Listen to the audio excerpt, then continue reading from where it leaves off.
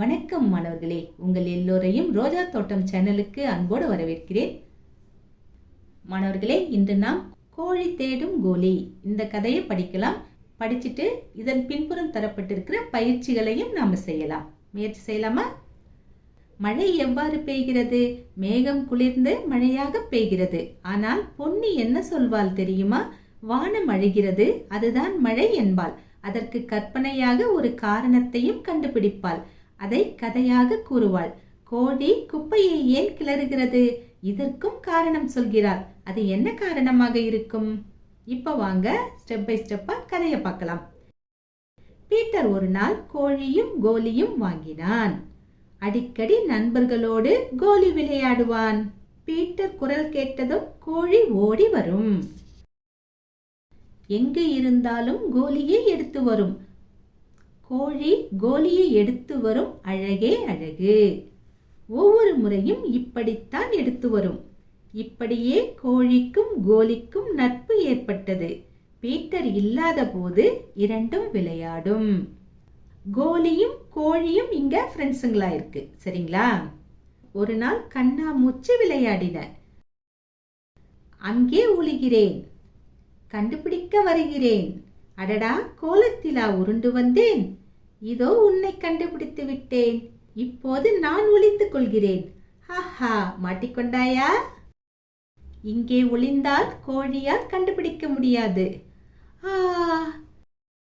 நண்பா நண்பா, எங்கே இருக்கிறாய்? இன்னும் தேடிக்கொண்டே இருக்கிறது. எது தேடிக்கொண்டிருக்கிறது? கோழி தேடிக்கொண்டிருக்கிறது. எதை தேடுகிறது? கோலியை தேடுகிறது. இதுதான் மாணவர்களே கதை.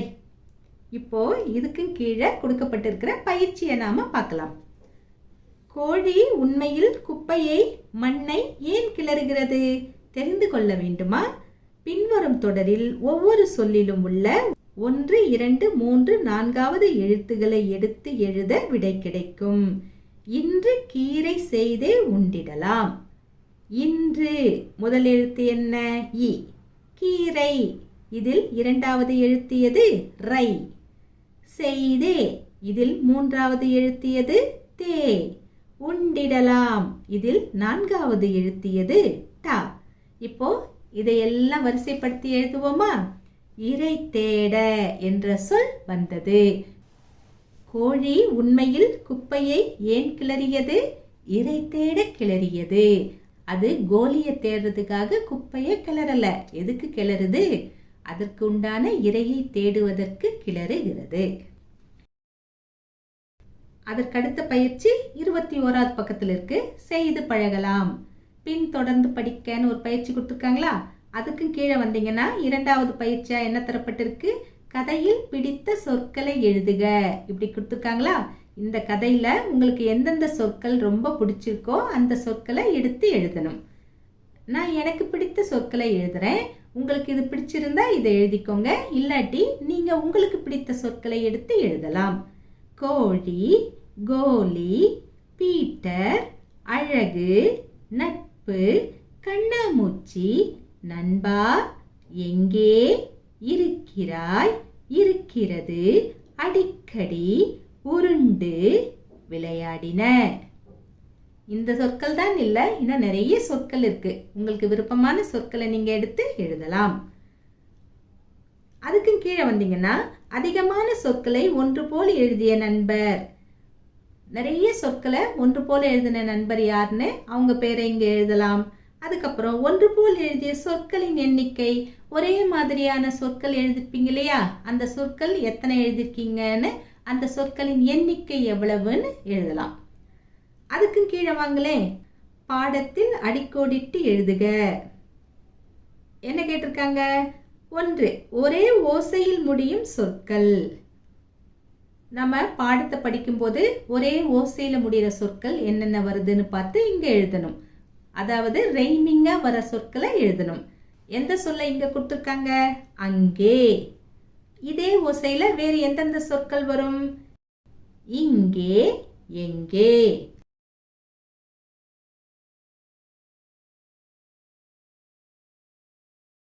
அதற்கடுத்து என்ன தரப்பட்டிருக்கு? கதையில் இடம்பெற்ற விளையாட்டுகள். எந்தெந்த விளையாட்டுகள் இந்த கதையில் இடம்பெற்றிருக்கு? கண்ணாமூச்சி இடம்பெற்றிருக்கிறது, கோலி விளையாட்டு இடம்பெற்றிருக்கிறது.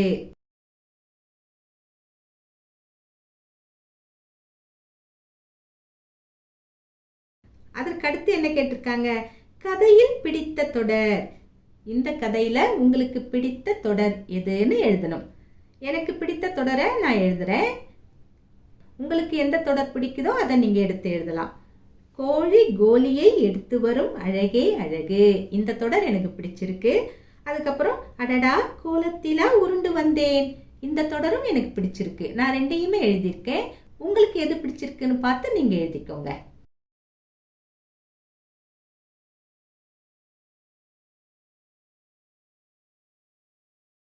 அடுத்தது பேசலாம்னு ஒரு தலைப்பு கொடுத்துருக்காங்க. எனக்கு பிடித்த விளையாட்டுங்கிற தலைப்புல பேச சொல்லியிருக்காங்க. அதுக்கும் கீழே வந்தீங்கன்னா படித்து விடை எழுதுக. படித்தல் பலகைன்னு இருக்கா, அந்த படித்தல் பலகையில பல சொற்கள் தரப்பட்டிருக்கு. என்னென்ன சொற்கள் தரப்பட்டிருக்கு? ஓடி, அழகு, வந்தேன், இருக்கிறாய், கோலி, குரல், வாங்கினான், விளையாடும், கோழி, நட்பு, கண்டுபிடித்து, உருண்டு. இந்த சொற்கள் எல்லாம் தரப்பட்டிருக்கு. இப்போ கீழே கேள்விகள் பல கேட்கப்பட்டிருக்கு. அந்த கேள்விகளுக்கான விடைகளை நாம இங்கிருந்து தான் எடுத்து எழுதணும். முதல் கேள்வி என்ன? 2 எழுத்து சொற்கள் டேஷ் டேஷ் டேஷ். இப்போ படிச்சோம் இல்லையா? இங்க எந்தெந்த சொற்கள் எல்லாம் 2 எழுத்துகள்ல இருக்கோ அந்த சொற்களை எடுத்து எழுத வேண்டும். எதெல்லாம் இருக்கு? ஓடி 2 எழுத்து, கோலி 2 எழுத்து, கோழி இதுவும் 2 எழுத்து. அடுத்தது இரண்டாவது கேள்வி. உயிரெழுத்தில் தொடங்கும் சொற்கள் டேஷ் டேஷ் டேஷ் டேஷ். 4 கொடுத்துருக்காங்க. உயிரெழுத்துல எது எது தொடங்குது? உயிரெழுத்துன்னா எந்தெந்த எழுத்துகள்? அ ஆ, இ ஈ, உ ஊ, எ ஏ, ஐ, ஓ ஓ, ஔ. இது எல்லாமே உயிரெழுத்துகள் தான் இல்லையா? இந்த எழுத்துகளில் ஆரம்பமாகும் சொற்கள் எவையவை அப்படின்னு பார்த்து நாம எடுத்து எழுதணும். எது எது ஆரம்பமாகுது? ஓடி, அழகு, இருக்கிறாய், உருண்டு. அடுத்தது மூன்றாவது கேள்வி. 2 மெய்யெழுத்து உள்ள சொற்கள் டேஷ் டேஷ் டேஷ் டேஷ். மெய்யெழுத்துகள்னா எவையவை? இக்கு, இங்கு, இச்சு, இப்படி புள்ளி வச்சு நாம சொல்லுவோம் இல்லையா? அந்த 18 எழுத்துகளும் தான் மெய்யெழுத்துகள். இந்த மெய்யெழுத்துகள் உள்ள சொற்களை தான் இங்க எடுத்து எழுத சொல்லியிருக்காங்க. அதாவது 2 மெய்யெழுத்துகள் உள்ள சொற்களை எழுதணும். எதெல்லாம் வரும்? வந்தேன், வா, இன், தே, இன். இந்திற்கு, இன்னிற்கு 2 மெய்யெழுத்துகள் இருக்கிறதா? அதனால இதை நாம எடுத்து எழுதிக்கலாம். அதுக்கப்புறமா இருக்கிறாய், இங்கேயும் இக்கிற்கு, ஈ இருக்கு, இதை எடுத்து எழுதிக்கலாம். அதுக்கப்புறம் வாங்கினான், இங்கிற்கு, இன்னிற்கு, இதை எடுத்து எழுதிக்கலாம். அதுக்கப்புறமா கண்டுபிடித்து, இன்னிற்கு, இத்திற்கு, இதையும் எடுத்து எழுதி கொள்ளலாம். அடுத்தது கடைசி கேள்வி. அதிக எழுத்துகள் உள்ள சொல் டேஷ். எந்த சொல்லுல அதிக எழுத்துக்கள் இருக்கோ அதை எடுத்து எழுதணும். இப்போ ஓடி இந்த சொல்லுல எத்தனை எழுத்து இருக்கு? 2 எழுத்து இருக்கு. அழகு இதுல எத்தனை எழுத்து இருக்கு? 3 எழுத்துகள் இருக்கு. வந்தேன் இதுல எத்தனை எழுத்துகள் இருக்கு? 4 எழுத்துகள் இருக்கு. இதே மாதிரி ஒவ்வொரு சொல்லிலும் எத்தனை எத்தனை எழுத்துகள் இருக்குன்னு பார்த்து நீங்க முதல்ல எழுதிக்கணும். எழுதிக்கிட்டீங்கன்னா எந்த சொல்லுல அதிக எழுத்துகள் இருக்குன்னு ஈஸியா கண்டுபிடிச்சிடலாம். அப்படி கண்டுபிடிக்கும் போது நமக்கு எது கிடைக்குது? கண்டுபிடித்து இந்த சொல் தான் கிடைக்குது. கா, இண்டு, பி, டி, இத்து 7 எழுத்துகள் காணப்படுகின்றன. இந்த டேஷ்ல நம்ம என்ன எழுதலாம்? அதிக எழுத்துகள் உள்ள சொல் கண்டுபிடித்து. அடுத்தது 23வது பக்கத்துல பாட சுருக்கம் படிக்க விடையளிக்க இருக்கா? கோழி தேடும் கோலி, பொன்னியின் கற்பனை கதை கொடுத்துருக்காங்களா? படிச்சிருவோமா? பீட்டர் கோழி கோலி வாங்கினான், நண்பர்களுடன் கோலி விளையாடுவான், கோழி கோலியை எடுத்து வரும், இரண்டும் நட்பாக இருந்தன, ஒரு நாள் கண்ணாமூச்சி ஆடின, கோலி குப்பை தொட்டி அருகே ஒளிந்தது, காற்று வேகமாக வீசியது, கோலியின் மேல் குப்பைகள் விழுந்தன, கோழி கோலியை தேடியது, குப்பையை கிளறியது, இப்போதும் தேடிக்கொண்டே இருக்கிறது. இதை நீங்க படிக்கணும். படிக்க படிக்க நீங்க ரொம்ப ஸ்பீடா படிக்க கத்துக்குவீங்க. முதல் தடவை படிக்கும்போது எவ்வளோ நேரம் எடுத்துக்கிறீங்கன்னு இந்த கடிகாரத்து பக்கத்தில் எழுதணும். இரண்டாவது முறை படிக்கும்போது எவ்வளோ நேரம் எடுத்துக்கிறீங்கன்னு எழுதணும். மூன்றாவது முறை படிக்கும்போது எவ்வளோ நேரம் எடுத்துக்கிறீங்கிறத இங்க எழுதணும். இப்போ வாங்க, கீழே 2 கேள்விகள் கேட்கப்பட்டிருக்கு. அது என்னன்னு பார்க்கலாம். முதல் கேள்வி, இரண்டும் நட்பாக இருந்தன தொடரில் இரண்டும் என்ற சொல் எவற்றை குறிக்கிறது? பீட்டர் கோலி, பீட்டர் கோழி, கோழி கோலி. இதுல எது ஃப்ரெண்ட்ஷிப்பா இருந்தது? கோழி கோலி. இது ரெண்டும் தான் நட்பாக இருந்தன. சரிங்களா? அடுத்த இரண்டாவது கேள்வி என்ன? குப்பைகள் ஏன் கீழே விழுந்தன? காற்று வேகமாக வீசியதால் குப்பைகள் கீழே விழுந்தன. இதுதான் விடை. அடுத்தது பாருங்க, சொல்வதை எழுதுக. டீச்சர் எந்தெந்த சொற்களை சொல்றாங்களோ அதை நீங்க இந்த இடத்துல எழுதணும். சரிங்களா? இப்போ உதாரணத்துக்கு படித்தல் பலகையில ஓடி, அழகு, வந்தேன், இருக்கிறாய், கோழி, குரல், வாங்கினான், விளையாடும், கோழி, நட்பு, கண்டுபிடித்து, உருண்டு, இந்த மாதிரி சொற்கள் நிறைய இருக்கு இல்லையா? அந்த மாதிரியோ இல்லைன்னா வாக்கியங்களாகவோ ஆசிரியர் சொல்ல சொல்ல நீங்க இந்த இடத்துல அதை அப்படியே எழுதணும். இதுதான் சொல்வதை எழுதுக. அடுத்தது 24வது பக்கத்துல ஒரு பயிற்சி கொடுத்துருக்காங்க பாருங்க. தொடர்புடைய சொல்லை எடுத்து எழுதுக. இங்க பாத்தீங்கன்னா மழை, கரும்பு, கடல், வண்ணத்து பூச்சி கொடுத்துட்டாங்க. இந்த பக்கத்துல கேள்வி கொடுத்துருக்காங்க. நீங்க கேள்வியை படிக்கும்போது எது உங்களுக்கு பொருத்தமான விடை வரும்னு உங்களுக்கே புரியும். முதல்ல என்ன கொடுத்துருக்காங்க? பூக்கள், தேன், வண்ணம். இதை படிக்கும்போது உங்களுக்கு இங்க எது பொருத்தமா இருக்கும்னு தோணுது? வண்ணத்து பூச்சி. அடுத்தது பாருங்க, மீன், நண்டு, கப்பல். இதை படிக்கும்போது உங்களுக்கு எது பொருத்தமா இருக்கும்னு தோணுது? மழையா, கரும்பா, கடலா? கடல். ஏன்னா கப்பல், நண்டு, மீன் எல்லாமே கடல்ல தான் இருக்கும் இல்லையா? அடுத்தது பாருங்க, இனிப்பு, தோட்டம், யானை.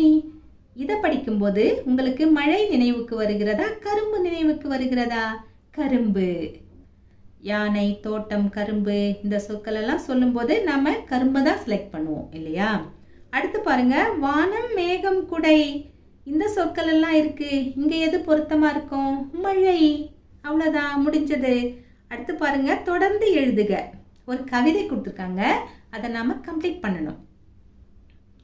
கிளி பறக்கும் வானம், வானம் பார்க்கும் பாப்பா, பாப்பா ஆடும் ஊஞ்சல், ஊஞ்சல் இருக்கும் மரம், மரம் தரும் பழம். இதோட முடிச்சிட்டாங்க. இதுக்கப்புறமா நாம எழுதணும். எப்படி எழுதணும்னா, எந்த சொல்லுல கவிதை முடியுதோ அந்த சொல்லுல அடுத்த வரியை நாம ஆரம்பிக்கணும். இப்ப அப்படிதான் முடியுது இல்லையா? கிளி பறக்கும் வானம், வானம்ல முடியுதா? அடுத்த வரி எப்படி ஆரம்பமாகுது? வானம் பார்க்கும் பாப்பா, இப்படிதான் ஆரம்பமாகுது. இப்ப பாப்பா தான் அடுத்த வரியில வருது பாருங்க. பாப்பா ஆடும் ஊஞ்சல், இப்படி வருதா? அடுத்து பாருங்க, ஊஞ்சல் இருக்கும் மரம். அடுத்து பாருங்க, மரம் தரும் பழம். இப்படிதான் இருக்கு இல்லையா? இதே மாதிரிதான் இப்ப பழத்துல ஆரம்பிக்கணும். எப்படி எழுதலாம்? பழம் தரும் சுவை. அடுத்தது சுவையில ஆரம்பிக்கணுமே, எப்படி எழுதலாம்? சுவை தரும் புன்னகை. அடுத்தது 25வது பக்கத்துல பேசலாம், எழுதலாம் கொடுத்துருக்காங்க. குட்டி பிள்ளைங்க கண்ணாமூச்சி விளையாடுறாங்க. ஒரு பையன் கண்ணை முடிக்கிறான், கவுண்ட் பண்றான். மற்றவங்க எல்லாம் ஓடி ஒளியறதுக்கு இடம் தேடுறாங்க வீட்டு தோட்டத்துல இல்லையா? இத பத்தி பேசுங்க. இத பத்தி 2-3 வரி எழுதணும் இல்லையா? எப்படி எழுதலாம்? குழந்தைகள் வீட்டு தோட்டத்தில் கண்ணாமூச்சி விளையாடுகின்றனர்.